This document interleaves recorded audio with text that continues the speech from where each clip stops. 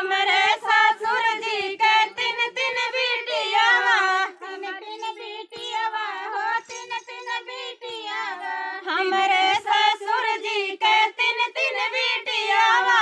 एक रंडी एक कचरिया एक छतीसी नारवा, बिछुआ झनकार सखी सैया दगे बाजवा, बिछुआ झनकार सखी सैया दगे बाजवा, बिछुआ झनकार सखी सैया दगे बाजवा। सामान में छाड़